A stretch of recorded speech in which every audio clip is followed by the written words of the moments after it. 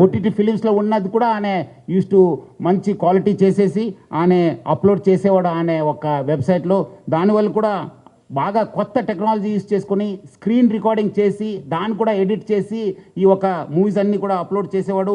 అదేవిధంగా కొత్త మూవీస్ కూడా సీక్రెట్ కెమెరాస్ పెట్టి టెక్నాలజీ యూజ్ చేసి కొంచెం హై ఎండ్ టెక్నాలజీ యూజ్ చేసి కూడా ఆయన రిలీజ్ చేసేవాళ్ళు. ఇదంతా కూడా ఆయన ఒక టెలిగ్రామ్ ఛానల్ని యూజ్ చేసుకొని ఈ ఒక పైరసీ ర్యాకెట్ని ఆయన రన్ చేయడం జరిగింది.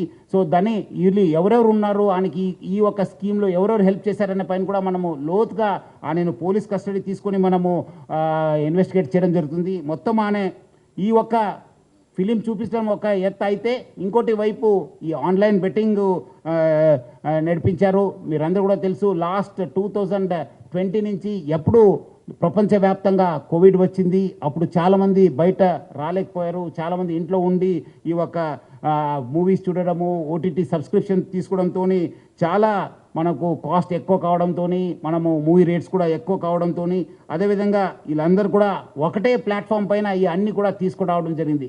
ఒకటే వేదిక పైన వచ్చి అంటే is mostly an aggregator for all the platforms. మనం ఒకసారి ఆ ప్లాట్ఫామ్కి వెళ్ళి ఈ ప్లాట్ఫామ్ చేసే బదులు ఈ వెబ్సైట్కి వెళ్తే ఒకటే మనం ప్లాట్ఫామ్ పైన అన్నీ చూసుకోవచ్చు అని చెప్పి ఒక అడ్వాంటేజ్తోని ఆయన ఈ has started popularising is this thing.